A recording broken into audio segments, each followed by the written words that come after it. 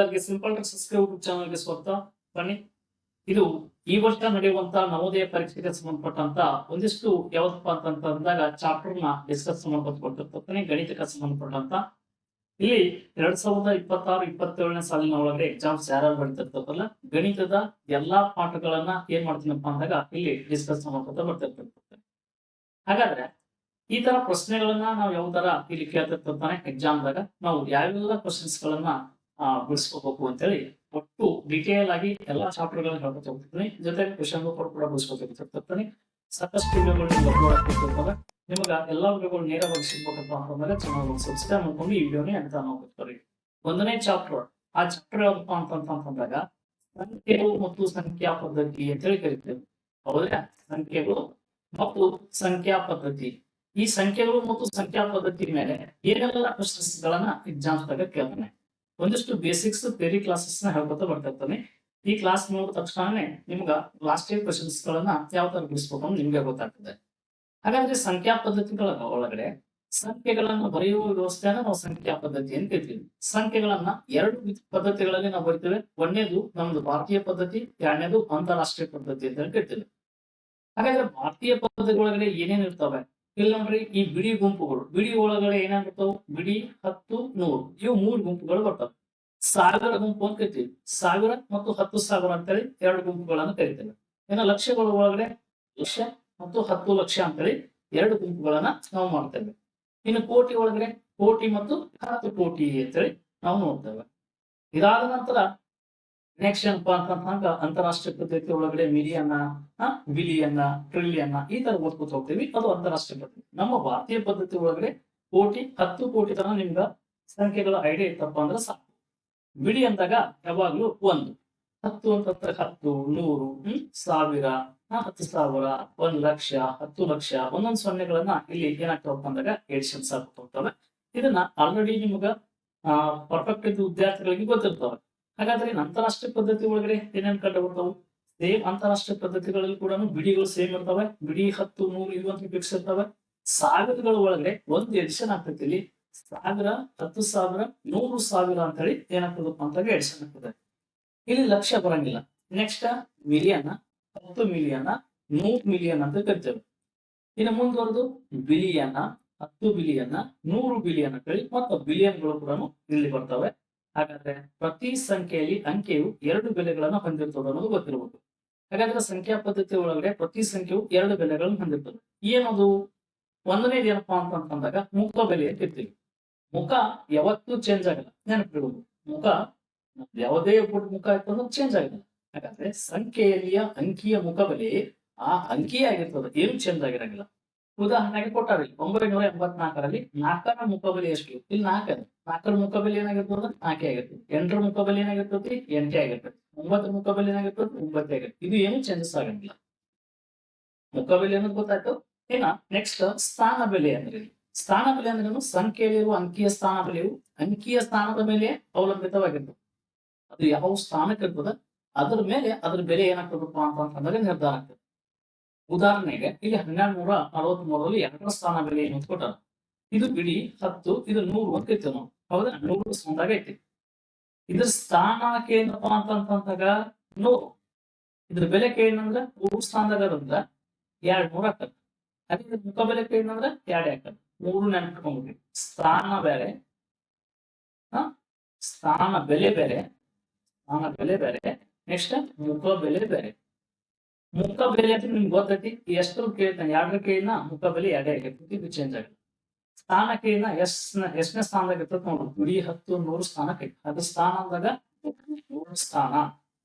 ಸ್ಥಾನ ಬೆಲೆ ಅಂತಂದಾಗ ಅದ್ರ ಬೆಲೆ 100 ಸ್ಥಾನದಾಗ ಅದ್ರ ಬೆಲೆ ಸಂಖ್ಯೆ ಎಷ್ಟೈತಿ? 2 ಐತಿ. 2 ಇತ್ತಂದ್ರೆ 200 ಆಗ್ತದ, 3 ಇತ್ತಂದ್ರೆ 300 ಆಗ್ತದ, 4 ಇತ್ತಂದ್ರೆ 400 ಆಗ್ತದ, 5 ಇತ್ತಂದ್ರೆ 500. ಈ ತರ ಎಷ್ಟು ಸಂಖ್ಯೆ ಇರ್ತದ ಆ ಸಂಖ್ಯೆಗ ಎಷ್ಟನೇ ಸ್ಥಾನದಾಗ ಇರ್ತದೆ ಅಷ್ಟಲ್ಲೇ ಗುಣಿಸ್ಬೇಕು. ಇಲ್ಲಿ ನೋಡಿ ಸಂಖ್ಯೆ, ಅದರ ಸಂಖ್ಯೆ ಎಷ್ಟನೇ ಇರ್ತದೆ? 2.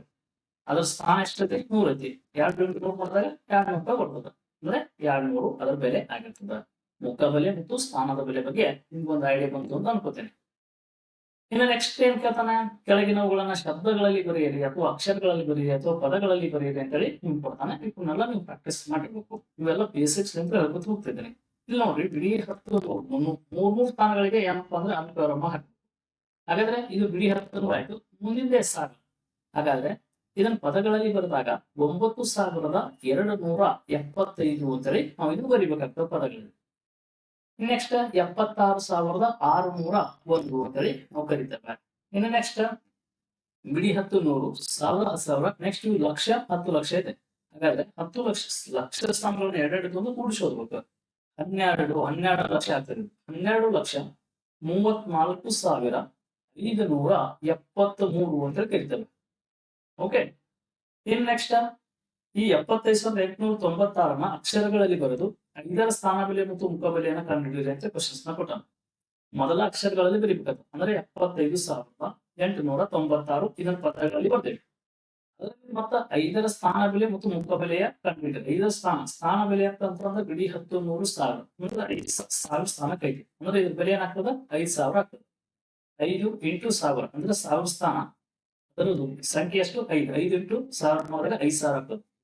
ಮತ್ ನಾವ್ ಏನ್ ಕೇಳ್ತಾನ ಅದ್ರಾಗೆ ಮುಖಬೆಲೆ ಅಂದ್ರೆ ಏನು 5ರ ಏನು ಸ್ಥಾನ ಬೆಲೆ ಮತ್ತು ಮುಖಬೆಲೆಯನ್ನ ಕಂಡುಹಿಡಿಯಿರಿ. 5ರ ಮುಖಬೆಲೆ ಏನಾಗಿರ್ತದೆ 5 ಆಗಿರ್ತದ. ಹಾಗಾದ್ರೆ 5,000 ಪ್ಲಸ್ 5 ಎರಡು ಕೂಡಿಸ್ತೀವಪ್ಪ ಅಂತಂದಾಗ 5,005 ಆಗ್ತದೆ. ಅದರ ಮೊತ್ತ ಅಂತೇಳಿ ನಮ್ಗ ಕೇಳಿದಾರ. ಬೆಲೆ ಅಥವಾ ಮುಖಬೆಲೆಗಳನ್ನ ಕಂಡುಹಿಡಿಯಿರಿ ಅಂತ ಕೊಟ್ಟಾಗ ಚೇಂಜಸ್ ಈ ತರ ಬರಿಬೇಕಾಗ್ತದೆ. ನೆಕ್ಸ್ಟ್ ಸ್ವಾಭಾವಿಕ ಕ್ವಶನ್ಸ್ ನ ಕೇಳ್ತಾ ನೋಡ್ರಿ. ಸ್ವಾಭಾವಿಕ ಸಂಖ್ಯೆಗಳ ವಿಸ್ತರಿಸಿದ ರೂಪಗಳನ್ನ ಬರೆಯಿರಿ ಅಂತಾರೆ. ಹಾಗಾದ್ರೆ ಪ್ರತಿ ಸ್ವಾಭಾವಿಕ ಸಂಖ್ಯೆಯನ್ನ ಮುಖಬೆಲೆ ಮತ್ತು ಸ್ಥಾನ ಬೆಲೆಗಳ ಸಹಾಯದಿಂದ ವಿಸ್ತರಿಸಿ ಬರೀಬಹುದು. ಯಾವ ತರಪ್ಪ ಅಂತಂದಾಗ ಇಲ್ಲಿ ಒಂದು ಸಂಖ್ಯೆ ಕೊಟ್ಟಿದ್ದಾನೆ. ಫಸ್ಟ್ ನಂಬರ್ ಏನಿದೆಪ್ಪ ಅಂತಂದಾಗ ಬಿಡಿ 10 100 1000 ಇದೆ. ಹಂಗಂದ್ರೆ ಇಲ್ಲಿಂದ 3 ಫಸ್ಟ್ ಗೆ ಬರ್ಕೋಬೇಕು ಮುಖಬೆಲೆ ಇಂಟು ಅದು ಯಾವ ಸ್ಥಾನದಾಗೈತಿ 1000 ಸ್ಥಾನದಾಗೈತಿ 1000 ಅಂತ ಬರ್ಕೋಬೇಕು. ನೆಕ್ಸ್ಟ್ 2 ಇದೆ 2 ಅದು ಎಷ್ಟು ಸ್ಥಾನದಾಗಿದೆ 100 ಇದೆ. ಹಾಗಾದ್ರೆ 100 ಅಂತ ಬರ್ಕೋಬೇಕು. ನೆಕ್ಸ್ಟ್ 7 ಅದು 10 ಸ್ಥಾನದಾಗಿದೆ. ನೆಕ್ಸ್ಟ್ 5 ಇಂಟು ಇದು ಬಿಡಿ ಸ್ಥಾನದಾಗಿದೆ. ಈ ತರ ಸಂಖ್ಯೆಗಳನ್ನ ನಾವು ವಿಸ್ತರಿಸಿ ಬರೆಯೋದನ್ನ ಗೊತ್ತಿರಬೇಕು. ಯಾವುದೇ ಒಂದು ಸಂಖ್ಯೆಯನ್ನು ಕೊಟ್ಟು ಬಂದಾಗ ಎಷ್ಟು ಸ್ಥಾನ ಇರ್ತದೆ ಅದನ್ನ ವಿಸ್ತರಿಸಿ ಬರೆಯೋದು ಕೂಡ ನಿಮ್ಗೆ ಗೊತ್ತಿರಲಿ. ಇನ್ ನೆಕ್ಸ್ಟ್ ಅತಿ ಚಿಕ್ಕ ಮತ್ತು ಅತಿ ದೊಡ್ಡ ಸಂಖ್ಯೆಗಳು. ಈ ಸಂಖ್ಯೆಗಳ ಮೇಲಿನ ಎಷ್ಟು ನಿಮ್ಗೆ ಕ್ವಶನ್ಸ್ ಬರ್ತಿರ್ತಾವೆ. ನಮಗೆ ಗೊತ್ತಿರುವಂತೆ 1 ಅತ್ಯಂತ ಚಿಕ್ಕ ಸಂಖ್ಯೆ ಅಂತ ಹೇಳ್ತೀವಿ. 9 ಅತ್ಯಂತ ದೊಡ್ಡದಾದ ಸಂಖ್ಯೆ. ಇದು ಒಂದಂಕಿಯ ಸಂಖ್ಯೆಗಳು ಒಳಗಡೆ. ಹಾಗಾದ್ರೆ n ಅಂಕಿಗಳ ಸಂಖ್ಯೆ ಚಿಕ್ಕ ಸಂಖ್ಯೆ ಬರೆಯಲು 1ರ ಮುಂದೆ n-1 ಶೂನ್ಯಗಳು ಬರ್ಕೊತಾ ಹೋಗ್ತೇವೆ. ಹಾಗಾದ್ರೆ 9ಅನ್ನ n ಸಲ ಬರೆಯುತ್ತೇವೆ. ಅಂದ್ರೆ 4 ಅಂಕಿ ಅತಿ ಚಿಕ್ಕ ಸಂಖ್ಯೆ ಬರೀರಿ ಅಂತ ಪಡ್ಕೊಂಡ್ರೆ ಫಸ್ಟ್ 1 ಬರೀಬೇಕು. ನೆಕ್ಸ್ಟ್ 4 ಅಂಕಿ ಸಂಖ್ಯೆ ಆಗ್ಬೇಕಂದ್ರೆ 3 0ನ ಎಡಿಷನ್ ಮಾಡ್ಬೇಕು. ಅಂದ್ರೆ 1000 ಇದು 4 ಅಂಕಿ ಅತ್ಯಂತ ಚಿಕ್ಕ ಸಂಖ್ಯೆ ಆಗ್ತದೆ. ಅದೇ 4 ಅಂಕಿಯ ದೊಡ್ಡ ಸಂಖ್ಯೆ ಕೊಟ್ಟಂದಾಗ 4 9ನ ನೀವು ಬರೀಬೇಕಾಗ್ತದ. ಇಲ್ಲಿ ಕೊಟ್ಟಿದ್ದ ನೋಡ್ರಿ 1 ಅಂಕಿಯ ಚಿಕ್ಕ ಸಂಖ್ಯೆ ಅಂದಾಗ 1, ಅದೇ 1 ಅಂಕಿಯ ದೊಡ್ಡ ಸಂಖ್ಯೆ ಅಂದಾಗ 9. ಇಲ್ಲಿ 1 ಅಂಕಿಯ ಚಿಕ್ಕ ಸಂಖ್ಯೆ ಅಂತ 1 ಬರೋದು 1 0 ಎಡಿಷನ್ ಮಾಡ್ಬೇಕು. ಇಲ್ಲಿ 2 ಅಂಕಿಯ ದೊಡ್ಡ ಸಂಖ್ಯೆ ಅಂದಾಗ 9 ಎಷ್ಟು ಕೇಳಿರ್ತಾನ ಅಷ್ಟು 9ನ ಬರ್ಬೇಕು. 3 ಅಂಕಿ ಕೇಳಿದ 3 9, 4 ಅಂಕಿ ಕೇಳಿದ 4 9, 5 ಅಂಕಿ ಕೇಳಿದ 5, 6 ಅಂಕಿ ಕೇಳಿದ 6, 7 ಅಂಕಿ 7, 8 9 ಇಷ್ಟರ ನೀವು 9ಗಳನ್ನ ಎಡಿಷನ್ ಮಾಡ್ಕೊತ ಹೋಗ್ಬೇಕು. ಅದೇ ರೀತಿಯಾಗಿ ಇಲ್ಲಿ 1 ಅಂಕಿ ಅಂದಾಗ 2 ಅಂಕಿ ಅಂತ ಅಂದಾಗ 3 ಅಂಕಿ ಅಂದಾಗ 1 ಬರೀಬೇಕು. 1 0ನ ಎಡಿಷನ್ ಮಾಡ್ಕೊತ ಹೋಗ್ಬೇಕು. 4 ಅಂದಾಗ 4, ನೆಕ್ಸ್ಟ್ 5 6 7 8 9 ಒಂದೊಂದು ಸೊನ್ನೆಗಳನ್ನ ಏನ್ ಮಾಡ್ಕೊತ ಹೋಗ್ಬೇಕಪ್ಪ ಅಂದಾಗ ಜಾಸ್ತಿ ಎಡಿಷನ್ ಮಾಡ್ಕೊತ ಹೋಗ್ಬೇಕು. ಇಷ್ಟೇ. ಇದು ಬಹಳ ಸಿಂಪಲ್. ಇದು ನಿಮ್ಗ ನಾಳೆ ಎಕ್ಸಾಮ್ಸ್ ದಾಗ ಇವ್ರ ಮುಂದ ಏನ್ ಕೇಳ್ತಾನಪ್ಪ ಅಂತಂದಾಗ 4 ಅಂಕಿಯ ಚಿಕ್ಕ ಸಂಖ್ಯೆ ಮತ್ತು 4 ಅಂಕಿಯ ದೊಡ್ಡ ಸಂಖ್ಯೆಗಳ ಮೊತ್ತ ಕೇಳ್ಬಹುದು ಅಥವಾ ಅದರ ವ್ಯತ್ಯಾಸ ಕೇಳ್ಬಹುದು. ಯಾವ ತರ ಕೇಳ್ತಾನೆ ಅಂತೇಳಿ ನೀವು ಮೊತ್ತ ಕೇಳಿನಪ್ಪ ಅಂತ 4 ಅಂಕಿಯ ಚಿಕ್ಕ ಸಂಖ್ಯೆ ಯಾವ್ದಪ್ಪ ಅಂತ ಹೇಳಿದಾಗ 1000 ಅಂತ ಕೇಳ್ತಾನೆ. ಇನ್ನು 4 ಅಂಕಿಯ ದೊಡ್ಡ ಸಂಖ್ಯೆ ಕೇಳಿದಾಗ 9,999. ಇದರ ಮೊತ್ತ ಅಂತಂದ್ರೆ ಇವೆರಡು ಕೂಡಿಸ್ಬೇಕಷ್ಟೇ. ವ್ಯತ್ಯಾಸ ಅಂತ ಏನಪ್ಪ ಅಂದ್ರೆ ಇವೆರಡು ಕೂಡ ಕಳಿಬೇಕು. ಈ ಆಧಾರದ ಮೇಲೆ ಅದು ಯಾವ್ದಾರ ಕೊಡಲ್ಲ. ಇಷ್ಟೆಲ್ಲ ಸಂಖ್ಯೆ ಬಗ್ಗೆ ಯಾವ್ದಾರು ಕೊಡ್ಲಿ ನೀವು ಕೂಡ ಮಾಡೋದು ಕೂಡ ನಿಮ್ಗ ಗೊತ್ತಿರಬೇಕು ಎಕ್ಸಾಮ್ಸ್ ದಾಗ. ಇನ್ನು ನೆಕ್ಸ್ಟ್ ಏನಾಗ್ತದಪ್ಪ ಅಂತ ಬಂದಾಗ ಇಲ್ಲಿ ಕೊಟ್ಟಿದ್ದಾರೆ ನೋಡ್ರಿ. ಕೊಟ್ಟ ಸಂಖ್ಯೆಯ ತಕ್ಷಣದ ಮುಂದಿನ ಮತ್ತು ತಕ್ಷಣದ ಹಿಂದಿನ ಸಂಖ್ಯೆಗಳನ್ನ ಬರೆಯುವುದು ಕೂಡ ನಿಮ್ಗ ಏನಾಗುತ್ತಪ್ಪ ಅಂದಾಗ ಗೊತ್ತಿರಬೇಕು. ಮುಂದಿನ ಸಂಖ್ಯೆಗೆ ಏನಪ್ಪ ಅಂದ್ರೆ ಒಂದ್ ಸಂಖ್ಯೆಯನ್ನ ಕೂಡಿಸ್ಬೇಕು. ಹಿಂದಿನ ಸಂಖ್ಯೆಗೆ ಏನಪ್ಪ ಅಂದ್ರೆ ಒಂದ್ ಸಂಖ್ಯೆಯನ್ನ ಕಳಿಬೇಕು. ಕೊಟ್ಟ ಸಂಖ್ಯೆಯ ತಕ್ಷಣ ಮುಂದಿನ ಸಂಖ್ಯೆ 1 ಕೂಡಿಸುವುದರಿಂದ ಬರ್ಬೋದ. ಹಿಂದಿನ ಸಂಖ್ಯೆ ಬೇಕಂದ್ರೆ 1ಅನ್ನ ಕಳಿಬೇಕು. ಈಗ ಇಲ್ಲೊಂದು ಸಂಖ್ಯೆ ಕೊಟ್ಟ, ಹೌದಾ? 8,56,979 ತಕ್ಷಣದ ನಂತರ ಬರುವ ಸಂಖ್ಯೆ ಯಾವುದು ಅಂತ ಪ್ರಶ್ನೆ. ಇಲ್ಲಿ 79 ನೆಕ್ಸ್ಟ್ 80 ಬರುತ್ತೆ. ಹಾಗಾದ್ರೆ ಲಾಸ್ಟ್ನೇ ಸಂಖ್ಯೆಗಳನ್ನ ಅಷ್ಟು ಅಬ್ಸರ್ವ್ ಮಾಡ್ಕೊತ ಸಾಕು. 79 ಆದ್ಮೇಲೆ 80 ಬರ್ತಿದೆ.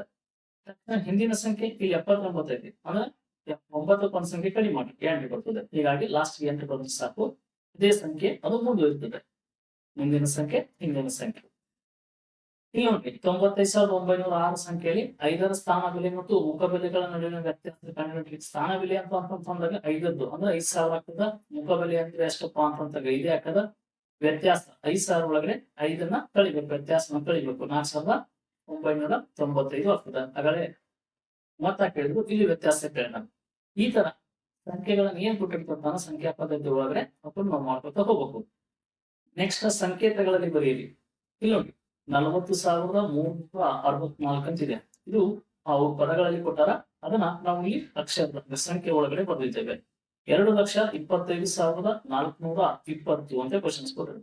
2,25,420 ಸಂಖ್ಯೆಗಳಲ್ಲಿ ಬರೆದಿದ್ದೇವೆ. ನೆಕ್ಸ್ಟ್ 5,40,06,405 ಇದು ಕೂಡ ನಾವು ಇಲ್ಲಿ ಸಂಖ್ಯೆದಲ್ಲಿ ಬರೆದಿದ್ದಾರೆ. ಅಂದ್ರೆ ಅವ್ರು ಪದಗಳಲ್ಲಿ ಕೊಟ್ಟು ನೀವು ಸಂಖ್ಯೆದಲ್ಲಿ ಬರೆಯೋದು ಕೂಡ ಬರೆಯಕ್ ಬರ್ಬೇಕು. ಒಂದು ವೇಳೆ ಸಂಖ್ಯೆಗಳಲ್ಲಿ ಕೊಟ್ಟು ಪದಗಳಲ್ಲಿ ಬರೆಯಕ್ ಕೊಟ್ಟರು ಕೂಡ ನೀವು ಇದನ್ನ ಪ್ರಾಕ್ಟೀಸ್ ಮಾಡಬೇಕು. ಇದು ಕೂಡ ಕ್ವಶನ್ಸ್ ಆಗಿದ್ದಾವೆ. ಇನ್ನ 5 ಅಕ್ಷರದಲ್ಲಿ ಬರೆಯಿರಿ. ನೋಡ್ರಿ 12,325 ಇದೆಲ್ಲ 5 ಅಂಕಿಯ ಸಂಖ್ಯೆ. 5 ಅಕ್ಷರದಲ್ಲಿ 12,325. ನೆಕ್ಸ್ಟ್ ಇಲ್ಲಿ 2,95,033 ಇದೆ. 2,95,033 ಈ ತರ ಸಂಖ್ಯೆಗಳನ್ನ ನೀವು ಕೊಟ್ಟಿರ್ತಾರೆ. 4 ಅಂಕಿಯ ಅತಿ ಚಿಕ್ಕ ಮತ್ತು 3 ಅಂಕಿಯ ದೊಡ್ಡ ಸಂಖ್ಯೆಗಳ ನಡುವಿನ ಮೊತ್ತ ಎಷ್ಟು ಈ ಕೊಟ್ಟಿದ್ದಾರೆ ನೋಡಿ. 4 ಅಂಕಿಯ ಅತ್ಯಂತ ಚಿಕ್ಕ ಸಂಖ್ಯೆ ಯಾವುದು 1000. 3 ಅಂಕಿಯ ಅತ್ಯಂತ ದೊಡ್ಡ ಸಂಖ್ಯೆ ಯಾವುದು 999. ಅವುಗಳ ಮೊತ್ತ ಅಂದಾಗ ಏನು 1000 ಪ್ಲಸ್ 999 ಕೂಡಿಸಿದಾಗ 1,999. ಮೊತ್ತ ಕೇಳಿ ನೋಡಿ ಕೂಡಿಸ್ರಿ, ವ್ಯತ್ಯಾಸ ಕೇಳಿ ನೋಡಿದ್ರೆ ಕಳೀರಿ. ಈ ತರ ಬೇಕಾದಷ್ಟು ಸಂಖ್ಯೆಗಳನ್ನ ನೀವು ಪ್ರಾಕ್ಟೀಸ್ ಮಾಡ್ಕೋಬಹುದು. ನೆಕ್ಸ್ಟ್ ನೋಡ್ರಿ, ಇಲ್ಲೊಂದು ಸಂಖ್ಯೆ ಕೊಟ್ಟಿದ್ದಾನೆ. 5, 6, 4, 0 ಮತ್ತು 2ರಿಂದ ರಚಿಸಬಹುದಾದ 5 ಅಂಕಿಯ ಕನಿಷ್ಠ ಸಂಖ್ಯೆ. 5 ಅಂಕಿಯ ಕನಿಷ್ಠ ಸಂಖ್ಯೆಯನ್ನು ಕೇಳಬಹುದು ಅಥವಾ ಗರಿಷ್ಠ ಸಂಖ್ಯೆ. ಇಲ್ಲೊಂದು ಯಾವುದೋ ನಂಬರ್ ಕೊಡ್ತಾನೆ, ಕೊಟ್ಟಿಸಿದ ಇವೇನ್ ಅಂಕಿಗಳನ್ನು ಬಳಸ್ಕೊಂಡು ಒಂದು ಕನಿಷ್ಠ ಸಂಖ್ಯೆ ಮಾಡೋದು ಗರಿಷ್ಠ ಸಂಖ್ಯೆ. ಅದು 5 ಅಂಕಿ ಆಗಿರ್ಬೇಕು. ಇದ್ರೊಳಗಡೆ ಸ್ಥಾನದ ಯಾವುದು 0 ಸ್ಥಾನ ಅಂತ ಹೇಳಿ ಫಸ್ಟಿಗೆ 0 ಬರಿಬಾರ್ದು. 0ಕ ಹಿಂದ್ಗಡೆ ಬೆಲೆ ಇಲ್ಲ, ಮುಂದೆ ಬರದಾಗ ಬೆಲೆ ಇರ್ತದ. ಹೀಗಾಗಿ ಅದರ ಸಣ್ಣ ಸಂಖ್ಯೆ ಯಾವ್ದು ನಾವು ಸಣ್ಣ ಸಂಖ್ಯೆ ಯಾವ್ದಿದೆ 2. 2 ಆದ್ಮೇಲೆ ನೆಕ್ಸ್ಟ್ 0 ಬರಲೇಬೇಕು. ಅದಾದ ನಂತರ ನೆಕ್ಸ್ಟ್ ಸಣ್ಣ ಸಂಖ್ಯೆ 4, ಅದಾದ ನಂತರ 5, ಲಾಸ್ಟ್ಗೆ 6.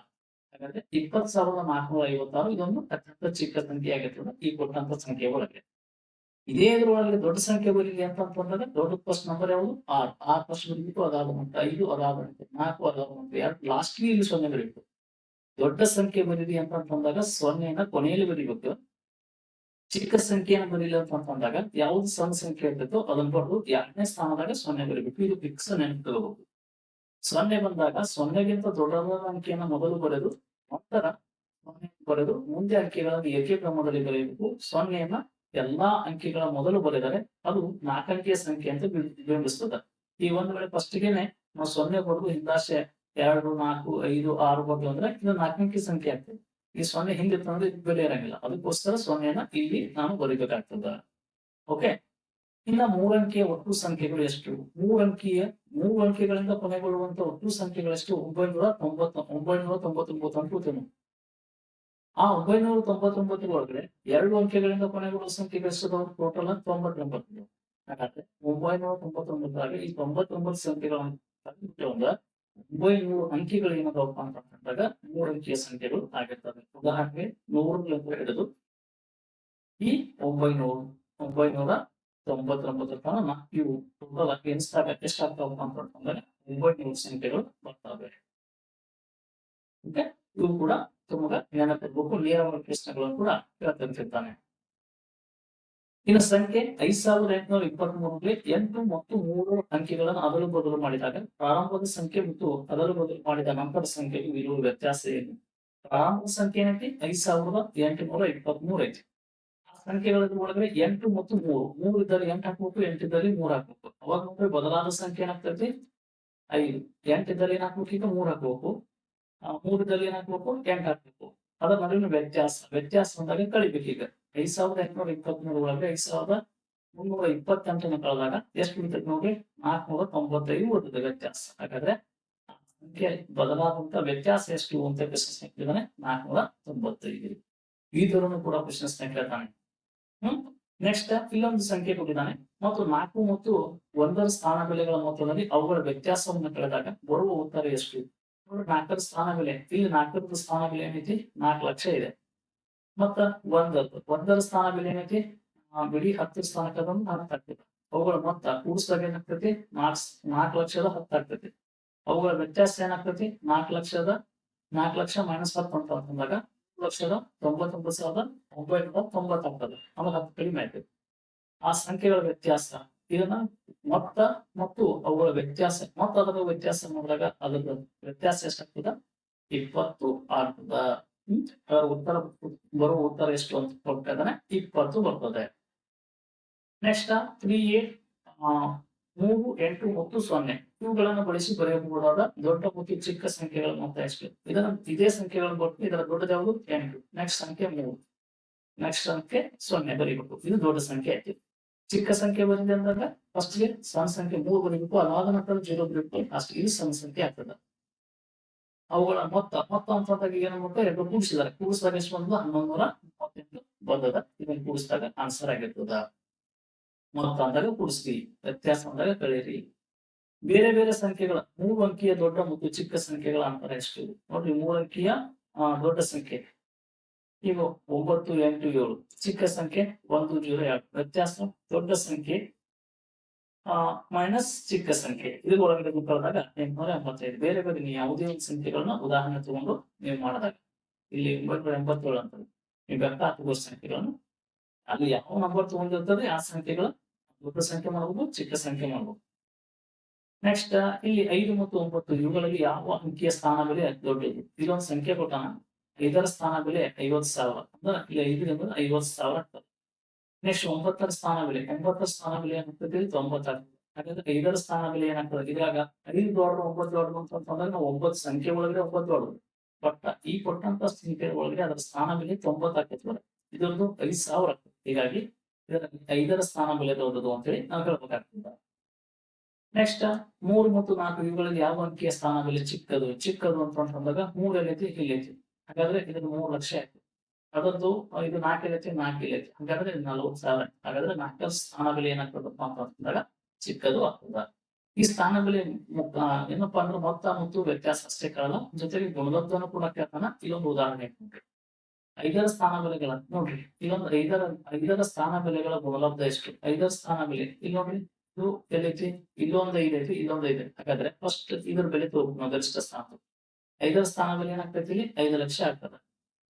ಈ ನೆಕ್ಸ್ಟ್ ಈ 5ರ ಸ್ಥಾನ ಬೆಲೆ ಏನಾಗ್ತೈತಿ? 500 ಆಗ್ತದ. ಅವು ಗುಣಲಬ್ಧ ಅಂದ್ರೆ ಗುಣಿಸ್ಬೇಕು. 5 ಎಷ್ಟಪ್ಪ ಅಂದ್ರೆ 25 ಆಗ್ತದ. ಇಲ್ಲಿ 5 0, ಇಲ್ಲಿ 2 0, ಟೋಟಲ್ ಆಗಿ 7 0. ನೀವು ಇಲ್ಲಿ 2 0 ಮಾಡ್ಬಿಟ್ಟು ಹೋಗ್ತದ. ಈ 9ರ ಸ್ಥಾನ ಬೆಲೆಗಳ ಭಾಗಲಬ್ಧ ಅಂದ್ರೆ ಇಲ್ಲಿ ಫಸ್ಟ್ ಇಲ್ಲಿ 9 ಇಲ್ಲೊಂದು ಐತಿ, ಇಲ್ಲೊಂದು 9 ಐತಿ. ಹಾಗಾದ್ರೆ ಇದ್ರದ್ದು ಎಷ್ಟಾಗ್ತದೆ? 9,000 ಆಗ್ತದೆ. ಇದು ಬಿಡಿ ಸ್ಥಾನದಾಗಿರೋದ್ರಿಂದ ಇದ್ರ ಬೆಲೆ 9 ಆಗ್ತದ. 9,000 ಡಿವೈಡೆಡ್ ಬೈ 9 ಅಂದಾಗ 9 ಒಂದೇ 9, 1 ಬರೀಬೇಕು. ಇಲ್ಲಿ 3 0 ಇದಾವೆ, 3 0 ಕೊಟ್ಟ 1,000 ಬರ್ತದೆ. ಈ ತರನು ಕೂಡ ನಿಮ್ಗೆ ಏನಾಗ್ತದಪ್ಪ ಅಂತಂದ್ರೆ ಎಕ್ಸಾಮ್ದಾಗ ಕ್ವಶನ್ಸ್ ನ ಕೇಳಿದಾನೆ. ಮುಖಬೆಲೆಗಳ ವ್ಯತ್ಯಾಸ ಕೂಡ ನಾವು ಸೇಮ್ ಇದೇ ತರ ಮಾಡ್ಬೇಕು. ಹಾಗಾದ್ರೆ ಈ ಸಂಖ್ಯಾ ಪದ್ಧತಿ ಒಳಗಡೆ ಒಂದಿಷ್ಟು ಸಂಖ್ಯೆಗಳ ಎಣಿಕೆ ವಿಧಗಳು ಅಂತ ಗೊತ್ತಾಗುತ್ತೆ. ಹಾಗಾದ್ರೆ 2 ಸಂಖ್ಯೆಗಳು ಅನ್ನೋದು ಗೊತ್ತಿರಬೇಕು. ಫಸ್ಟ್ ಗೆ ನ್ಯಾಚುರಲ್ ನಂಬರ್ಸ್ ಅಂತ ಕರಿತೀವಿ, ಸ್ವಾಭಾವಿಕ ಸಂಖ್ಯೆಗಳು. ಎಣಿಕೆಯ ಸಂಖ್ಯೆಗಳನ್ನು ನಾವು ಸ್ವಾಭಾವಿಕ ಸಂಖ್ಯೆಗಳು ಅಂತ ಕರಿತೇವೆ.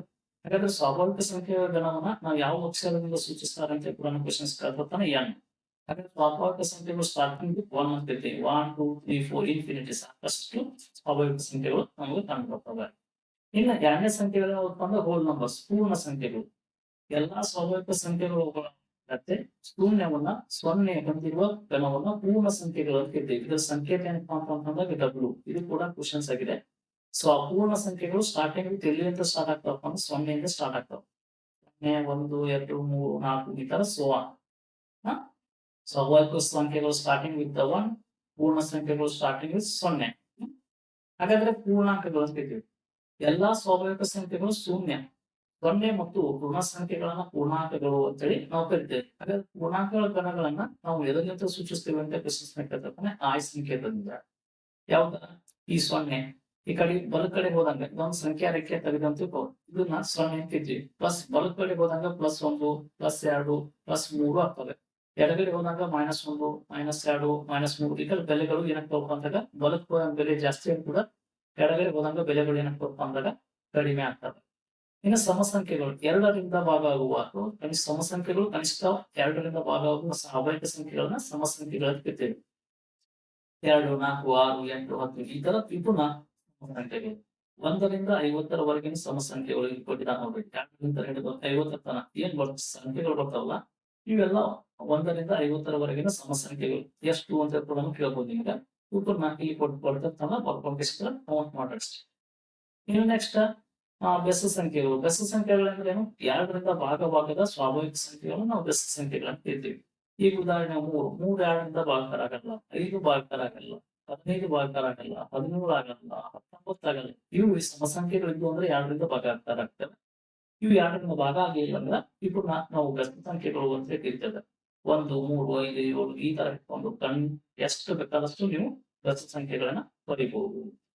ಇನ್ನು ನೆಕ್ಸ್ಟ್ ಯಾವ ಸಂಖ್ಯೆಗಳಪ್ಪ ಅಂತಂದ್ರೆ ಅವಿಭಾಜ್ಯ ಸಂಖ್ಯೆಗಳು. ಅವಿಭಾಜ್ಯ ಸಂಖ್ಯೆಗಳು ಅಂದ್ರೆ ಒಂದಕ್ಕಿಂತ ದೊಡ್ಡದಾದ ಮತ್ತು 1 ಮತ್ತು ತನ್ನಿಂದಷ್ಟೇ ಭಾಗವಾಗುವ ಸ್ವಾಭಾವಿಕ ಸಂಖ್ಯೆಗಳನ್ನ ಅವಿಭಾಜ್ಯ ಸಂಖ್ಯೆಗಳು ಅಂತ ಕರಿತೀವಿ.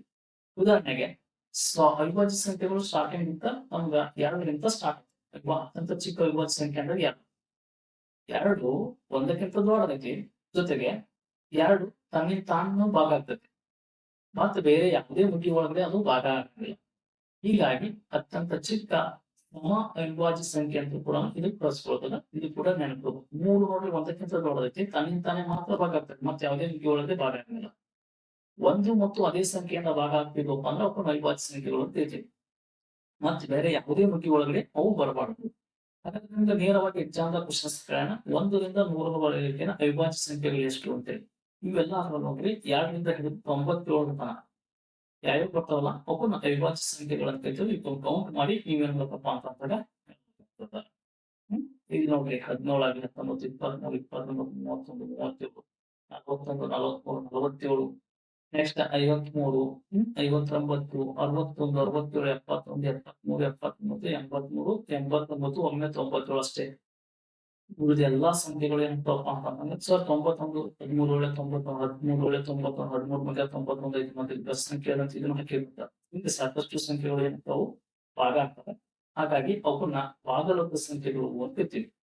ಹಾಗಾದ್ರೆ ಯಾವ ಸಂಖ್ಯೆಗಳನ್ನು ಭಾಗಲಬ್ಧ ಸಂಖ್ಯೆಗಳು ಅಂತ ಕರಿತೀವಪ್ಪ ಅಂದಾಗ P/Q ರೂಪದಲ್ಲಿ, but Q not equal to 0. Q ಏನಾಗಿರ್ಬಾರ್ದು, ಇಲ್ಲಿ 0 ಆಗಿರ್ಬಾರ್ದು. ಈಗ 4/5 ಐತಿ, ಇಲ್ಲಿ Q ಬೆಲೆ ಐತಲ್ಲ 4/5 ಐತಿ, ಬಟ್ 4/0 ಈ ತರ ಕೊಟ್ಟು Q ಇಲ್ಲಿ 0 ಐತಂದ್ರೆ ಇದನ್ನ ಭಾಗಲಬ್ಧ ಸಂಖ್ಯೆ ಅಂತ ಅನ್ಸ್ಕೊಳಂಗಿಲ್ಲ. P ಮತ್ತು Q ಗಳು ಪೂರ್ಣಾಂಕಗಳು ಈ ರೂಪದಲ್ಲಿ ಬರೆಯಬಹುದ ಅವುಗಳನ್ನ ಭಾಗಲಬ್ಧ ಸಂಖ್ಯೆಗಳು ಅಂತ ಕರಿತೀವಿ. ಭಾಗಲಬ್ಧ ಸಂಖ್ಯೆಗಳು. ಹಾಗಾದ್ರೆ ಅಭಾಗಲಬ್ಧ ಸಂಖ್ಯೆಗಳು ಯಾವ ಸಂಖ್ಯೆಗಳನ್ನು P/Q ರೂಪದಲ್ಲಿ ಪೂರ್ಣಾಂಕಗಳ ರೂಪದಲ್ಲಿ ಬರೆಯಲು ಸಾಧ್ಯವಿಲ್ಲವೋ ಅವುಗಳನ್ನ ಅಭಾಗಲಬ್ಧ ಸಂಖ್ಯೆಗಳು ಅಂತ ಕರಿತೀವಿ. √2 ಇಲ್ಲಿ ಈ ತರ ಸಂಖ್ಯೆಗಳಿರ್ತಾವಲ್ಲ ಇವನ್ನ ನಾವು ಅಭಾಗಲಬ್ಧ ಸಂಖ್ಯೆಗಳು ಅಂತೇಳಿ ನಾವು ಬರಿತೇವೆ. ಬೇರೆ 1ರಿಂದ 100ರವರೆಗಿನ ಅವಿಭಾಜ್ಯ ಸಂಖ್ಯೆಗಳು ಅಗಳೆ ನೋಡಿದೀವಲ್ಲ, ಒಟ್ಟು ಎಷ್ಟದಪ್ಪ ಅಂತಂದಾಗ 25 ಅವಿಭಾಜ್ಯ ಸಂಖ್ಯೆಗಳು ಫಿಕ್ಸ್ ನೆನಪಿಟ್ಕೊಂಡ್ಬಿಡು. 1ರಿಂದ 100ರವರೆಗಿನ ಅವಿಭಾಜ್ಯ ಸಂಖ್ಯೆಗಳು ಎಷ್ಟು ಅಂತ ಎಪ್ಪಿಸ್ತೀನಿ 25 ಡೈರೆಕ್ಟ್. ಇನ್ನು ಸಂಯುಕ್ತ ಸಂಖ್ಯೆಗಳು ಅಂತಿದ್ವಿ. ಒಂದಕ್ಕಿಂತ ದೊಡ್ಡದಾದ ಮತ್ತು ಅವಿಭಾಜ್ಯವಲ್ಲದ ಸಂಖ್ಯೆಗಳಿಗೆ ಸಂಯುಕ್ತ ಸಂಖ್ಯೆಗಳು ಅಂತ ಕರಿತೀವಿ. ಒಂದಕ್ಕಿಂತ ದೊಡ್ಡದಾದ ಇರ್ಬೇಕು ಮತ್ತು ಅವಿಭಾಜ್ಯವಲ್ಲದ, ಅವಿಭಾಜ್ಯ ಅಂದ್ರೆ ಭಾಗ ಆಗಲಾರದು, ಇನ್ನು ಉಳಿಕೆವು ಇವೆಲ್ಲ ಭಾಗ ಆಗ್ತವೆ. 6, 8, 9, 10 ನೆಕ್ಸ್ಟ್ ಯಾವುದು ಈಗ 11 ಬರುವ 12 ಬರ್ತದೆ. ಇವೆಲ್ಲ ಏನಪ್ಪಾ ಅಂದ್ರೆ ಒಂದಕ್ಕಿಂತ ದೊಡ್ಡದಾದವು ಮತ್ತು ಅವಿಭಾಜ್ಯವಲ್ಲದ ಸಂಖ್ಯೆಗಳು. ಇವು ಕೂಡ ನೆನಪಿರ್ಬೇಕು. ಇನ್ ನೆಕ್ಸ್ಟ್ ಅದರೊಳಗಡೆ ಸಹ ಅವಿಭಾಜ್ಯ ಸಂಖ್ಯೆಗಳು. 2 ಸಂಖ್ಯೆಗಳು ಕೇವಲ ಒಂದನ್ನ ತಮ್ಮ ಸಾಮಾನ್ಯ ಅಪವರ್ತನಾಗಿ ಹೊಂದಿರ್ತವೆ, ಅವನ್ನ ಸಹ ಅವಿಭಾಜ್ಯ ಸಂಖ್ಯೆಗಳು ಅಂತ ಕರಿತೀವಿ. 8, 5, 14, 13 ಇದು ಭಾಗ ಆಗ್ತದೆ, ಇದು ಭಾಗ ಆಗಂಗಿಲ್ಲ, ಇದು ಭಾಗ ಆಗ್ತದೆ, ಇದು ಭಾಗ ಆಗಂಗಿಲ್ಲ, ಇದು ಭಾಗ ಆಗ್ತದೆ, ಇದು ಭಾಗ ಆಗುವುದಿಲ್ಲ. ಹಾಗಾದ್ರೆ ಕೇವಲ ಒಂದನ್ನ ತಮ್ಮ ಸಾಮಾನ್ಯ ಅಪವರ್ತನಾಗಿ ಹೊಂದಿರ್ತವೆ. 1 8 5 ಆಗ್ಲಿ, ಇದು ನೋಡಿ ಸಾಮಾನ್ಯ ಅಪವರ್ತನ ಏನಾಗುತ್ತೆ 1 ಗಂಟೆ 8 5 5. ನೆಕ್ಸ್ಟ್ ಮತ್ತ ನೀವೇನ್ ಮಾಡಬೇಕಪ್ಪ ಅಂದ್ರೆ ಇದರಲ್ಲಿ 1 ಸಾಮಾನ್ಯ ಅಪವರ್ತನ ಆಗಿರ್ತದ. ಮತ್ತೆ ಯಾವುದೇ ಸಂಖ್ಯೆ ಒಳಗಡೆ ಇವು ಬರಂಗಿಲ್ಲ. ಅವಳಿ ಅವಿಭಾಜ್ಯಗಳು ಅಂತ ಕರಿತೀವಿ. ಎರಡು ಸಂಖ್ಯೆಗಳ ವ್ಯತ್ಯಾಸ ಎರಡು ಹಾಕಿದ್ದಾರೆ, ಅವುಗಳನ್ನ ಅವಳಿ ಅವಿಭಾಜ್ಯಗಳು ಅಂತ ಕರಿತೀವಿ. ಈಗ 3, 5 ಇವೆರಡು ಅವಿಭಾಜ್ಯ ಸಂಖ್ಯೆಗಳೇ, ಬಟ್ ಅವುಗಳ ವ್ಯತ್ಯಾಸ 5ರ 3 ವ್ಯತ್ಯಾಸ ಎಷ್ಟು ಬರ್ತದೆ? 2 ಬರ್ತದೆ. 5, 7 ನೋಡ್ರಿ, ಇದ್ರ ವ್ಯತ್ಯಾಸ 7 ಇರ್ತಂದ್ರೆ 2 ಬರ್ತದೆ. ಯಾಕಂದ್ರೆ ವ್ಯತ್ಯಾಸ 2 ಬರ್ಬೇಕು, ಅವು ಸೀರಿಯಲ್ ಆಗಿರ್ಬೇಕು ಅಂತ ಅವುಗಳನ್ನ ಅವಳಿ ಅವಿಭಾಜ್ಯ ಸಂಖ್ಯೆಗಳು ಅಂತ ಕೂಡ ಬಿಡ್ತಾರೆ. ಗುಂಪಿನಲ್ಲಿ ಕೂಡ ನಿಮ್ಗೆ ಎಕ್ಸಾಮ್ಸ್ ದಾಗ ಕೇಳ್ಬೋದು. 11, 13, 50, 90 ಈ ತರ. ಬಟ್ ಅವು ವ್ಯತ್ಯಾಸ 2 ಇರ್ತದೆ. ಇನ್ನು ಸ್ವಾಭಾವಿಕ ಸಂಖ್ಯೆಗಳ ಗಣದಲ್ಲಿ ಸಮ ಸಂಖ್ಯೆಗಳು, ಬೆಸ ಸಂಖ್ಯೆಗಳು ಮತ್ತು ಅವಿಭಾಜ್ಯ ಸಂಖ್ಯೆಗಳು ಅನಂತವಾಗಿ ನಮಗೆ ಏನಾಗ್ತಾವಪ್ಪ ಅಂತಂದ್ರೆ ದೊರೀತಾವೆ.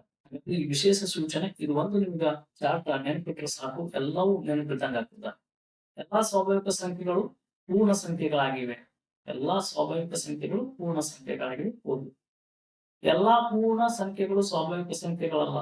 ಹೌದು, ಯಾಕಂದ್ರೆ ಮೊನ್ನೆ ಇದೊಂದು ಪೂರ್ಣ ಸಂಖ್ಯೆ, ಬಟ್ 0 ಸ್ವಾಭಾವಿಕ ಸಂಖ್ಯೆ ಒಳಗಡೆ ಬರುವುದಿಲ್ಲ. ಹೀಗಾಗಿ ಎಲ್ಲಾ ಪೂರ್ಣ ಸಂಖ್ಯೆಗಳು ಸ್ವಾಭಾವಿಕ ಸಂಖ್ಯೆಗಳಲ್ಲ. ಹೌದು, 0 ಪೂರ್ಣ ಸಂಖ್ಯೆ ಆದರೆ ಸ್ವಾಭಾವಿಕ ಸಂಖ್ಯೆ ಅಲ್ವಾ ಅಂತ ಹೇಳಿ ಕೊಟ್ಟಿದ್ದಾರೆ.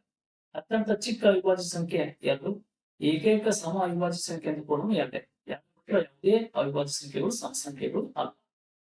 ಮೊದಲ ಬೆಸ ಸಂಖ್ಯೆ ಏನಪ್ಪಾ ಅಂದ್ರೆ 3 ಅಂತ ಕೊಟ್ಟರು. ಮೊದಲ ಬೆಸ ಅವಿಭಾಜ್ಯ ಸಂಖ್ಯೆ 3. ಮೊದಲ ಬೆಸ ಅವಿಭಾಜ್ಯ ಸಂಖ್ಯೆ, ಅವಿಭಾಜ್ಯ ಸಂಖ್ಯೆ ಒಳಗಡೆ 3 ಹೌದು, ಅದರಲ್ಲಿ ಮತ್ತೆ ಬೆಸ ಸಂಖ್ಯೆನೂ ಕೂಡ 3 ಅಂತ ಹೌದು, ಇದು ಕರೆಕ್ಟ್ ಇದೆ. ಸಮ ಸಂಖ್ಯೆ ಪ್ಲಸ್ ಸಮ ಸಂಖ್ಯೆ ಇಸ್ಕೊಟ್ಟು ಯಾವಾಗ್ಲೂ ಏನಾಗ್ತದೆ? ಸಂಖ್ಯೆನೇ ಬರ್ತವೆ. ಒಂದು ಬೆಸ ಸಂಖ್ಯೆ ಪ್ಲಸ್ ಒಂದು ಬೆಸ ಸಂಖ್ಯೆ ಯಾವಾಗ್ಲೂ ಏನಾಗ್ತಾವೆ? ಸಮ ಸಂಖ್ಯೆಗಳಾಗ್ತವೆ. ಉದಾಹರಣೆ ಹೇಗೆ ಸರ್, ಇದು -3 ಮೈನಸ್ ಇದೇನೋ 3 ಬೆಸ ಸಂಖ್ಯೆ, 5 ಕೂಡ ಬೆಸ ಸಂಖ್ಯೆ. 2 ಕೂಡಿಸಿದಾಗ 5 3 ಕೂಡಿಸಿದಾಗ 8. ಇದೊಂದು ಏನಾಗ್ತದೆ? 2 ಬೆಸ ಸಂಖ್ಯೆಗಳನ್ನ ಕ್ರಮವಾಗಿ ಕೂಡಿಸ್ತೀವಿ, ಅವು ಯಾವ ಬರ್ತಾವಪ್ಪ ಅಂದ್ರೆ ಸಮ ಸಂಖ್ಯೆಗಳಾಗ್ತಾವೆ. ಇದು ಕೂಡ ಹೌದು. ಸಮ ಸಂಖ್ಯೆ ಒಂದು ಬೆಸ ಸಂಖ್ಯೆ ಯಾವಾಗ್ಲೂ ಬೆಸ ಸಂಖ್ಯೆ ಬರ್ತದೆ. ಒಂದು ಸಮ ಸಂಖ್ಯೆ ಅಂತ, ಒಂದು ಬೆಸ ಸಂಖ್ಯೆ ಅಂತ. ಎರಡು ಯಾವಾಗ ಆನ್ಸರ್ ಒಂದು ಸಮ ಸಂಖ್ಯೆ ಒಂದು ಬೆಸ ಸಂಖ್ಯೆ ಕೂಡಿಸಿ 4 3 7 ಇದು ಯಾವಾಗ್ಲೂ ಬೆಸ ಸಂಖ್ಯೆ ಬರ್ತದೆ. ನೋಡಿ ಎಷ್ಟು ಗಣಿತ ಬಹಳ ಅಚ್ಚುಕಟ್ಟವಾಗಿ ಏನಾಗಿದೆಪ್ಪ ಅಂತಂದಾಗ ರಚನೆ ಆಗಿದೆ. ನೆಕ್ಸ್ಟ್ ನೋಡಿ, ಸಮ ಸಂಖ್ಯೆ ಮೈನಸ್ ಸಮ ಸಂಖ್ಯೆ ಯಾವಾಗ್ಲೂ ಸಮ ಸಂಖ್ಯೆ ಬರ್ತದೆ. ಹೌದು, ಒಂದು 8 ಸಮ ಸಂಖ್ಯೆ, ಅದನ್ನ 4ರಿಂದ ನಾನು ಭಾಗಿಸ್ತೇನೆ. 8ರ 4 4 ಮತ್ತೆ ಸಮ ಸಂಖ್ಯೆನೇ ಬರ್ತದೆ. ಒಂದು ಬೆಸ ಸಂಖ್ಯೆ ಮೈನಸ್ ಬೆಸ ಸಂಖ್ಯೆ ಯಾವಾಗ್ಲೂ ಸಮ ಸಂಖ್ಯೆ ಬರ್ತದೆ. ಹೌದು, ಒಂದು ಬೆಸ ಸಂಖ್ಯೆ ಅಂತ, ಒಂದು ಸಮ ಸಂಖ್ಯೆ ಮೈನಸ್ ಬೆಸ ಸಂಖ್ಯೆ ಅಂತಲ್ಲ, ಸಮ ಸಂಖ್ಯೆ. ಸಮ ಸಂಖ್ಯೆ ಯಾವ್ದಪ್ಪ ಅಂದ್ರೆ 10 ಒಂದು ಸಮ ಸಂಖ್ಯೆ. ಅದಕ್ಕ ನಾ ಏನ್ ಮಾಡ್ತೀವಿ? ಮೈನಸ್ ಒಂದು ಬೆಸ ಸಂಖ್ಯೆಯನ್ನು ಮಾಡ್ತೀವಿ, -3. ಬಟ್ ಆನ್ಸರ್ 10ರ 3 ಕಳೆದ್ರೆ 7. ನೋಡಿ, ಬೆಸ ಸಂಖ್ಯೆನೇ ಬರ್ತದೆ. ಹೌದು. ನೆಕ್ಸ್ಟ್, ಬೆಸ ಸಂಖ್ಯೆ ಮೈನಸ್ ಸಮ ಸಂಖ್ಯೆ ಯಾವಾಗ್ಲೂ ಬೆಸ ಸಂಖ್ಯೆ. ನೋಡಿ, ಬೆಸ ಸಂಖ್ಯೆ ಮೈನಸ್ ಬೆಸ ಸಂಖ್ಯೆ ಏನಪ್ಪಾ ಅಂತ 13. ಒಂದು ಸಮ ಸಂಖ್ಯೆ ತಗೋತೀನಿ 10. 13ರ 10 ಕಳೆದ್ರೆ 3 ಬರ್ತದೆ. ಮತ್ತೆ ಅದು ಏನಾಗ್ತದ? ಏನ್ ಬರ್ತದೆ ಅಂತ ಹೇಳಿದ್ರು? ಬೆಸ ಸಂಖ್ಯೆ ಬರ್ತದೆ ಅಂತ ಹೇಳಿ, ಇದು ಕೂಡ ಕರೆಕ್ಟ್ ಇದೆ. ನೆಕ್ಸ್ಟ್, ಸಮ ಸಂಖ್ಯೆ ಇಂಟು ಸಮ ಸಂಖ್ಯೆ, ಸಮ ಸಂಖ್ಯೆನೇ ಬರ್ತದೆ. 2 ಸಮ ಸಂಖ್ಯೆ ಇಂಟು 4 ಸಮ ಸಂಖ್ಯೆ, 2 4 8 ಇದು ಕೂಡ ಸಮ ಸಂಖ್ಯೆನೇ ಬರ್ತದೆ. ಇದು ಕೂಡ ಹೌದು. ಇನ್ ನೆಕ್ಸ್ಟ್, ಬೆಸ ಸಂಖ್ಯೆ ಇಂಟು ಬೆಸ ಸಂಖ್ಯೆ, ಬೆಸ ಸಂಖ್ಯೆನೇ ಬರ್ತದ. ಬೆಸ ಸಂಖ್ಯೆ ಇಂಟು ಬೆಸ ಸಂಖ್ಯೆ, ಇದು ನೋಡಿ 3 ಇಂಟು 5, 3 ಬೆಸ ಸಂಖ್ಯೆ 5 ಬೆಸ ಸಂಖ್ಯೆ, 3 5 15. ಇದು ಕೂಡ ಆನ್ಸರ್ ಏನಾಗ್ತದ? ಬೆಸ ಸಂಖ್ಯೆದಾಗೆ ಬಂತು. ಹೌದು. ಒಂದು ಸಮ ಸಂಖ್ಯೆ ಮತ್ತು ಇಂಟು ಬೆಸ ಸಂಖ್ಯೆ, ಒಂದು ಸಮ ಸಂಖ್ಯೆ ಅಂತ ಇಂಟು ಇನ್ನೊಂದು ಬೆಸ ಸಂಖ್ಯೆ, ಅವಾಗ ಆನ್ಸರ್ ಸಮ ಸಂಖ್ಯೆ ಬರ್ತದೆ. ಹೆಂಗಿದು ನೋಡಿ, ಸಮ ಸಂಖ್ಯೆ ಯಾವುದು? ಒಂದು ಉದಾಹರಣೆ ತಗೋಬೇಕು. ಎಲ್ಲ ಉದಾಹರಣೆ ಕೊಟ್ಟಿನೇ ಹೇಳ್ಬೇಕು. ಒಂದು ಸಮ ಸಂಖ್ಯೆ ಇನ್ನೊಂದು ಬೆಸ ಸಂಖ್ಯೆ ಅಂತ. ಒಂದು ಸಮ ಸಂಖ್ಯೆ 4 ತಗೋತೀನಿ, ಬೆಸ ಸಂಖ್ಯೆ ಅಂತ ತಗೋತೀನಿ 3 ತಗೋತೀನಿ. 4 3 ಎಷ್ಟಪ್ಪ ಅಂದ್ರೆ 12. ನೋಡಿ, ಸಮ ಸಂಖ್ಯೆ ಆನ್ಸರ್ ಬರ್ತದೆ. ಒಂದು ಸಮ ಸಂಖ್ಯೆ ಜೊತೆಗೆ ನೀವು ಒಂದು ಬೆಸ ಸಂಖ್ಯೆಯನ್ನು ಗುಣಿಸಿದಾಗ ಆನ್ಸರ್ ಸಮ ಸಂಖ್ಯೆದಾಗ ಬರೋದು. ಇದು ಕೂಡ ಸತ್ಯ ಆಯ್ತು. ಹಾಗಾದ್ರೆ 1 ಎಂಬುದು ಭಾಜ್ಯ ಸಂಖ್ಯೆಯೂ ಅಲ್ಲ, ಅವಿಭಾಜ್ಯ ಸಂಖ್ಯೆಯೂ ಅಲ್ಲ. ಹಾಗಾದ್ರೆ 1 ಅನ್ನೋದು ಇದೊಂದು ಸ್ವಾಭಾವಿಕ ಸಂಖ್ಯೆ. 0 ಎಂಬುದು ಒಂದು ಸಮ ಸಂಖ್ಯೆಯೂ ಅಲ್ಲ, ಒಂದು ಬೆಸ ಸಂಖ್ಯೆಯೂ ಅಲ್ಲ. ಇದು ಕೂಡ ನಿಮ್ಗೆ ಗೊತ್ತಿರಬಹುದು. ಓಕೆ, ಇಷ್ಟು ನಿಮಗ ಈ ಬೇಸಿಕ್ಸ್ ಚಾಪ್ಟರ್ ಬಗ್ಗೆ ನಿಮ್ಗೆ ಗೊತ್ತಿತ್ತ ಸಾಕು. ನೆಕ್ಸ್ಟ್ ನೀವೇನ್ ಮಾಡ್ತೀರಪ್ಪ ಅಂತಂದಾಗ, ಈ ಮಾದರಿ ಲೆಕ್ಕಗಳನ್ನು ಇಲ್ಲಿ ಈ ಎಲ್ಲಾ ಲೆಕ್ಕಗಳದ್ದು ಉಪಾಯದ ಪರಿಹಾರಗಳನ್ನು ಕೂಡ ಇಲ್ಲಿ ಕೊಟ್ಟಿದ್ದೀನಿ. ಇದು ನಾನು ಸ್ವಲ್ಪ ನೋಡ್ಕೊತ ಹೋಗಿ ನೆಕ್ಸ್ಟ್ ಏನ್ ಮಾಡ್ಬೋದಪ್ಪ ಅಂತಂದಾಗ ಕ್ವಶನ್ಸ್ ಗಳನ್ನ ಬಿಡಿಸ್ಕೊತಾ ಬರ್ಬೋದು. ಏನಿಲ್ಲ, ಮೊದಲ 4 ಸರಿ ಸಂಖ್ಯೆಗಳು, ಮೊದಲ 4 ಸರಿ ಸಂಖ್ಯೆಗಳ ಕೇಳಿದ್ರು 4 ಸರಿ ಸಂಖ್ಯೆ ಬರ್ಬೋದು, ಅವು ಕೂಡಿಸ್ಬೇಕು 20 ಬರ್ತದೆ. ಮೊದಲ 3 ಬೆಸ ಸಂಖ್ಯೆ, ಮೊದಲ 3 ಬೆಸ ಸಂಖ್ಯೆ 1 3 5 ಬರ್ಬೇಕು, ಅವ್ರು ಗುಣಲಬ್ಧ ಕೇಳಿದ್ರೆ ಗುಣಿಸ್ಬೇಕು. ಇದು ಆಲ್ರೆಡಿ ಕ್ವಶನ್ಸ್ ನ ಕೇಳಿ 1 3 3 3 5 15. ಮೊದಲ 5 ಅವಿಭಾಜ್ಯ ಸಂಖ್ಯೆಗಳ ಮೊತ್ತ. ಮೊದಲ 5 ಅವಿಭಾಜ್ಯ 2, 3, 5, 29 ಕೂಡಿಸ್ಬಿಡ್ರಿ. ಮೊತ್ತ ಅಂತಂದಾಗ ಕೂಡಿಸ್ರಿ 28 ಆಗ್ತದ. 15 ಮತ್ತು 25 ನಡುವೆ ಬರುವ ಅವಿಭಾಜ್ಯ ಸಂಖ್ಯೆ. 15 ಮತ್ತು 25 ನಡುವೆ ಅವಿಭಾಜ್ಯ ಸಂಖ್ಯೆಗಳು ಎಷ್ಟು ಬರ್ತಾವು ಅಂತೇಳಿ ನೀವು ಇಲ್ಲಿ ಏನ್ ಮಾಡಬೇಕಪ್ಪ ಅಂತಂದಾಗ ಬರ್ಕೋಬೇಕು. 15 ಮತ್ತು 25 ನಡುವೆ ಬರುವ ಅವಿಭಾಜ್ಯ ಸಂಖ್ಯೆಗಳು. 15 ಆದ್ಮೇಲೆ ನೆಕ್ಸ್ಟ್ 17 ಆಗಲಿ, 19 ಆಗಲಿ, 23 ಅವಿಭಾಜ್ಯ ಸಂಖ್ಯೆಗಳು. ಮೂರು ಅವಿಭಾಜ್ಯ ಸಂಖ್ಯೆಗಳು ಬರ್ತಾವು ಅಂತೇಳಿ ನೀವು ಬರಿಬೇಕು. ಮೊದಲ 3 ಬೆಸ ಸಂಖ್ಯೆಗಳ ಮೊತ್ತ. ಮೊದಲ 3 ಬೆಸ ಸಂಖ್ಯೆಗಳ ಮತ್ತು ಸಮ ಸಂಖ್ಯೆಗಳ ಒಟ್ಟು ಮೊತ್ತ ಎಷ್ಟು ಅಂತ ಕ್ವಶನ್ಸ್ ಕೊಡ್ತಾನೆ. ಹೌದಾ? ಮೊದಲ 3 ಬೆಸ ಸಂಖ್ಯೆಗಳು 1, 3, 5 ಇವು ಮೊದಲ 3 ಬೆಸ ಸಂಖ್ಯೆಗಳು. ಮೊದಲ 3 ಸಮ ಸಂಖ್ಯೆಗಳು 2, 4, 6. ಅವುಗಳ ಮೊತ್ತ ಅಂದ್ರೆ ಇದಕ್ಕೂ ಒಟ್ಟು ಕೂಡಿಸ್ಬೇಕು. ಟೋಟಲ್ ಕೂಡಿಸಿದಾಗ 21 ಬರ್ತದೆ. ಈ ತರ ಇವೆಲ್ಲ ಪರಿಹಾರಗಳಿದಾವಲ್ಲ, ಇವನ್ನೆಲ್ಲವೂ ಕೂಡ ಪ್ರಾಕ್ಟೀಸ್ ಮಾಡ್ಬಿಟ್ರೆ ಸಾಕು. ನೀವು ಯಾವುದೇ ಕ್ವಶನ್ಸ್ ಕೇಳಿದ್ರೆ ನೀವು ಬಿಡಿಸ್ಕೋಬಹುದು. ಮೊದಲ 3 ಅವಿಭಾಜ್ಯ ಸಂಖ್ಯೆಗಳು ಬರ್ಕೋಬೇಕು. ಗುಣಲಬ್ಧ ಅಂದ್ರೆ ನೀವು ಒಟ್ಟು ಕೂಡ ಗುಣಿಸ್ಬೇಕು. 2 3 6 6 2 3 6 6 30. ನೆಕ್ಸ್ಟ್ ಮೊದಲ 3 ಬೆಸ ಸಂಖ್ಯೆಗಳ ಮತ್ತು ಮೊದಲ 2 ಅವಿಭಾಜ್ಯ ಸಂಖ್ಯೆಗಳ ಮೊತ್ತ. ಮೊದಲ 3 ಬೆಸ ಸಂಖ್ಯೆಗಳ 1, 3, 5. ಮೊದಲ 2 ಅವಿಭಾಜ್ಯ ಸಂಖ್ಯೆಗಳು 2 ಮತ್ತು 3. ಅವುಗಳ ಮೊತ್ತ ಅಂತಂದಾಗ ಟೋಟಲ್ 14 ಆಗ್ತದೆ. ಕೂಡಿಸ್ಬಿಡ್ರಿ. ಮೊದಲ 5 ಅವಿಭಾಜ್ಯ ಸಂಖ್ಯೆಗಳ ಮೊತ್ತ ಎಷ್ಟು? ಮೊದಲ 5 ಅವಿಭಾಜ್ಯ ಸಂಖ್ಯೆಗಳ ಅಂದ್ರೇನು? ಮೊದಲ 5 ವಿಭಾಜ್ಯ ಸಂಖ್ಯೆಗಳು. ಸಾರಿ, ಅವಿಭಾಜ್ಯ ಅಲ್ಲ, ಭಾಜ್ಯ ಸಂಖ್ಯೆಗಳು. ಭಾಜ್ಯ ಸಂಖ್ಯೆಗಳು 4, 6, 8, 9, 10 ಇವೆಲ್ಲ ಭಾಜ್ಯ ಸಂಖ್ಯೆಗಳು. ಇವ್ರ ಮೊತ್ತ ಅಂತಂದ್ರೆ ಕೂಡಿಸಲಿ 37 ಬರ್ತದ. 51 ರಿಂದ 65 ನಡುವೆ ಎಷ್ಟು ಅವಿಭಾಜ್ಯ ಸಂಖ್ಯೆಗಳಿವೆ? 51 ರಿಂದ 65 ನಡುವೆ ಅವಿಭಾಜ್ಯ ಸಂಖ್ಯೆಗಳು 53 ಆಗಲಿ, 59 ಆಗಲಿ, 61 ಈಗ ಅವಿಭಾಜ್ಯ ಸಂಖ್ಯೆ ಒಟ್ಟು 3 ಸಂಖ್ಯೆಗಳಿದ್ದಾವೆ. ಅತಿ ಚಿಕ್ಕ ಅವಿಭಾಜ್ಯ ಸಂಖ್ಯೆಯನ್ನ ಅತಿ ಚಿಕ್ಕ ಸಮ ಸಂಖ್ಯೆಯಿಂದ ಗುಣಿಸಿದಾಗ ಬರುತ್ತಾರೆ. ನೋಡ್ರಿ, ಅತಿ ಚಿಕ್ಕ ಅವಿಭಾಜ್ಯ ಸಂಖ್ಯೆ ಅಂದಾಗ 2, ಅತಿ ಚಿಕ್ಕ ಸಮ ಸಂಖ್ಯೆ ಅಂತಂದಾಗ 2, 2 ಆಗಲಿ 4. ಆನ್ಸರ್ ಏನ್ ಬರ್ತದ? 4 ಆಗ್ತದೆ. ಎಷ್ಟು ವಿಚಾರ ಮಾಡ್ಬೋದು. ಇಷ್ಟೆಲ್ಲ ನಿಮಗ ಗೊತ್ತಿದ್ದವಪ್ಪ ಅಂತಂದಾಗ ಇನ್ನು ನೆಕ್ಸ್ಟ್ ಇದ್ರ ಮೇಲೆ ಎಲ್ಲ ಕ್ವಶನ್ಸ್ ಗಳನ್ನ ಆಧಾರದ ಮೇಲೆ ನೆಕ್ಸ್ಟ್ ಕ್ವಶನ್ ಪೇಪರ್ಗಳಿದಾವೆ. ಈ ಕ್ವಶನ್ಸ್ ಗಳನ್ನ ಬಿಡಿಸ್ತೀನಿ. ಇಲ್ಲಿವರೆಗೂ ನಿಮ್ಗ ಇವೆಲ್ಲ ಕಾನ್ಸೆಪ್ಟ್ ಕ್ಲಿಯರ್ ಮಾಡ್ಕೋತಾ ಹೊಂದಿರ್ತೀನಿ. ಒಂದು ಚಾಪ್ಟರ್ದು ಮೊದಲ ಈ ತರ ಬೇಸಿಕ್ಸ್ ಹೇಳ್ಬೋದು. ನೆಕ್ಸ್ಟ್ ಕ್ವಶನ್ಸ್ ಗಳನ್ನ ಇದು ನನ್ನ ಹವ್ಯಾಸ. ಇದೇ ತರ ನಿಮ್ಗೆ ಬಿಡಿಸ್ಕೊಡ್ತೇನಪ್ಪ ಅಂತಂದಾಗ ನಿಮ್ಗೆ ಈ ವರ್ಷ ಹೆಲ್ಪ್ ಆಗ್ತದೆ. ಎಲ್ಲಾ ಚಾಪ್ಟರ್ಗಳನ್ನು ಕೂಡ ಬಿಡಿಸಾಕ್ತೀನಿ. ಇನ್ನು ಮೆಂಟಲ್ ಚಿತ್ರದ ಸರಣಿಗಳನ್ನು ಕೂಡ ಶಾರ್ಟ್ಲಿ ಅಪ್ಲೋಡ್ ಆಗ್ತಿತ್ತು. ಅವಕ್ಕೂ ಕೂಡ ನೋಡ್ಕೊಳ್ಳಿ. ಚಾನಲ್ ಏನ್ ಮಾಡ್ರಪ್ಪ ಅಂತಂದ್ರೆ ಸಬ್ಸ್ಕ್ರೈಬ್ ಮಾಡ್ಕೊಳ್ಳಿ. ನೀವು ಸಬ್ಸ್ಕ್ರೈಬ್ ಮಾಡ್ಕೊಂಡು ನೋಡ್ಬೋದ್ರಿಂದ ನಾವು ಮಾಡುವಂತ ಎಲ್ಲಾ ವಿಡಿಯೋಗಳು ನಿಮ್ಗೆ ನೇರವಾಗಿ ಸಿಗ್ತಾವೆ. ಧನ್ಯವಾದ.